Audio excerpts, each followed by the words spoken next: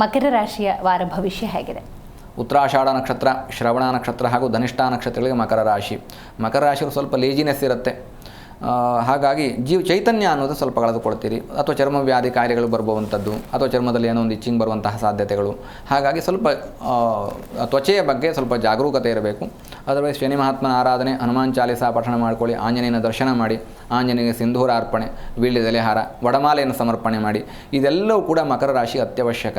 ಯಾಕೆಂತಂದರೆ ಇದೆಲ್ಲವನ್ನು ಕೂಡ ಸಂಪೂರ್ಣವಾಗಿ ಅಧ್ಯಯನ ಮಾಡಿಯೇ ಹೇಳಿರ್ತಕ್ಕಂತಹ ಫಲ. ಯಾಕಂದರೆ 7.5 ಕೊನೆಯ ಹಂತ, ನಿಮ್ಮ ಜಾತಕ ಸ್ಥಿತಿಗಳು, ದಶಾಭುಕ್ತಿಗಳು, ಅಷ್ಟಕ ವರ್ಗ ಮತ್ತು ಲಗ್ನ ಕುಂಡಲಿ, ನವಾಂಶ ಕುಂಡಲಿ, ಇವುಗಳನ್ನೆಲ್ಲ ಆಧಾರವಾಗಿಟ್ಟುಕೊಂಡು ನಿಮಗೆ ಉತ್ತಮವಾಗಿರ್ತಕ್ಕಂತಹ ಫಲ ಪ್ರಾಪ್ತ ಮಾಡಿಕೊಳ್ಳಿ ಅನ್ನುವಂತಹ ಕಾರಣದಿಂದ ಈಗಾಗಲೇ 7.5 ಬಹಳ ಬಳಲಿದ್ದೀರಿ. ಹಾಗಾಗಿ ಶನೇಶ್ವರನ ಆರಾಧನೆ, ಹನುಮಾನ್ ಚಾಲೀಸ ಪಠಣ ಮಾಡಿಕೊಂಡು ಆಂಜನೇಯನ ಆರಾಧನೆ ಮಾಡಿಕೊಳ್ಳೋದ್ರಿಂದ ಈ ಚರ್ಮವ್ಯಾಧಿ ಕಾಯಿಲೆಗಳು ದೂರವಾಗುತ್ತೆ, ಲೇಜಿನೆಸ್ ದೂರವಾಗುತ್ತೆ, ಜೀವನದಲ್ಲಿ ಒಂದು ಯಶಸ್ಸಿರುತ್ತೆ. ಮಕರ ರಾಶಿಯ ವಾರ ಭವಿಷ್ಯ ಹೇಗಿದೆ? ಉತ್ತರಾಷಾಢ ನಕ್ಷತ್ರ, ಶ್ರವಣ ನಕ್ಷತ್ರ ಹಾಗೂ ಧನಿಷ್ಠ ನಕ್ಷತ್ರಗಳಿಗೆ ಮಕರ ರಾಶಿ. ಮಕರ ರಾಶಿಯವರು ಸ್ವಲ್ಪ ಲೇಜಿನೆಸ್ ಇರುತ್ತೆ. ಹಾಗಾಗಿ ಚೈತನ್ಯ ಅನ್ನೋದು ಸ್ವಲ್ಪ ಕಳೆದುಕೊಳ್ತೀರಿ, ಅಥವಾ ಚರ್ಮ ವ್ಯಾಧಿ ಕಾಯಿಲೆಗಳು ಬರುವಂಥದ್ದು, ಅಥವಾ ಚರ್ಮದಲ್ಲಿ ಏನೋ ಒಂದು ಇಚ್ಚಿಂಗ್ ಬರುವಂತಹ ಸಾಧ್ಯತೆಗಳು. ಹಾಗಾಗಿ ಸ್ವಲ್ಪ ತ್ವಚೆಯ ಬಗ್ಗೆ ಸ್ವಲ್ಪ ಜಾಗರೂಕತೆ ಇರಬೇಕು. ಅದರ್ವೈಸ್ ಶನಿ ಮಹಾತ್ಮನ ಆರಾಧನೆ, ಹನುಮಾನ್ ಚಾಲೀಸ ಪಠಣ ಮಾಡ್ಕೊಳ್ಳಿ, ಆಂಜನೇಯನ ದರ್ಶನ ಮಾಡಿ, ಆಂಜನೇಯನಿಗೆ ಸಿಂಧೂರ ಅರ್ಪಣೆ, ವೀಳ್ಯದೆಲೆ ಹಾರ, ವಡಮಾಲೆಯನ್ನು ಸಮರ್ಪಣೆ ಮಾಡಿ. ಇದೆಲ್ಲವೂ ಕೂಡ ಮಕರ ರಾಶಿ ಅತ್ಯವಶ್ಯಕ.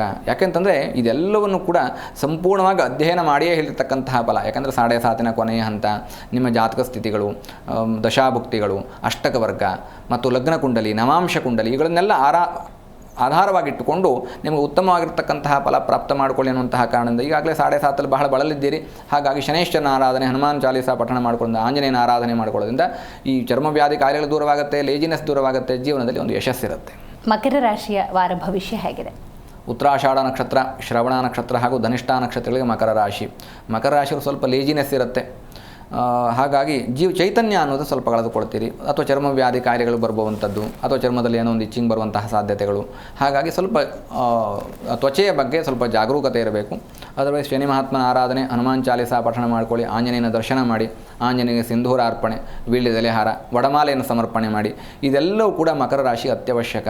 ಯಾಕೆಂತಂದರೆ ಇದೆಲ್ಲವನ್ನು ಕೂಡ ಸಂಪೂರ್ಣವಾಗಿ ಅಧ್ಯಯನ ಮಾಡಿಯೇ ಹೇಳಿರ್ತಕ್ಕಂತಹ ಫಲ. ಯಾಕಂದರೆ 7.5 ಕೊನೆಯ ಹಂತ, ನಿಮ್ಮ ಜಾತಕ ಸ್ಥಿತಿಗಳು, ದಶಾಭುಕ್ತಿಗಳು, ಅಷ್ಟಕ ವರ್ಗ ಮತ್ತು ಲಗ್ನ ಕುಂಡಲಿ, ನವಾಂಶ ಕುಂಡಲಿ, ಇವುಗಳನ್ನೆಲ್ಲ ಆಧಾರವಾಗಿಟ್ಟುಕೊಂಡು ನಿಮಗೆ ಉತ್ತಮವಾಗಿರ್ತಕ್ಕಂತಹ ಫಲ ಪ್ರಾಪ್ತ ಮಾಡಿಕೊಳ್ಳಿ ಅನ್ನುವಂತಹ ಕಾರಣದಿಂದ ಈಗಾಗಲೇ 7.5 ಬಹಳ ಬಳಲಿದ್ದೀರಿ. ಹಾಗಾಗಿ ಶನೇಶ್ವರನ ಆರಾಧನೆ, ಹನುಮಾನ್ ಚಾಲೀಸ ಪಠಣ ಮಾಡಿಕೊಂಡು ಆಂಜನೇಯನ ಆರಾಧನೆ ಮಾಡಿಕೊಳ್ಳೋದ್ರಿಂದ ಈ ಚರ್ಮ ವ್ಯಾಧಿ ಕಾಯಿಲೆಗಳು ದೂರವಾಗುತ್ತೆ, ಲೇಜಿನೆಸ್ ದೂರವಾಗುತ್ತೆ, ಜೀವನದಲ್ಲಿ ಒಂದು ಯಶಸ್ಸಿರುತ್ತೆ. ಜಿ ಕನ್ನಡ ನ್ಯೂಸ್ ಈಗ ನಿಮ್ಮ ಮನೆಯಲ್ಲೇ ನೋಡಿ.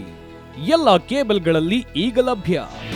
ನಿಮ್ಮ ನೆಚ್ಚಿನ ಜಿ ಕನ್ನಡ ನ್ಯೂಸ್ ಈಗ ಸನ್ ಡೈರೆಕ್ಟ್ ನಲ್ಲಿ number 292, Tata play number 1664, Jio TV number 1334, NXT digital number 30, in cable number 30, city networks 51, U digital number 162, GTPL number 17, Rockline telecommunications number 42, Shri Basaveshwara cable number 168, rural cable network 60, Vinayaka digital 57, Abhishek cable 821, city channel 53, Siddeshwara cable network 57, V4 digital Infotech 628, Surya digital networks 53, Gajanan digital number 836, Malnad Infotech private limited number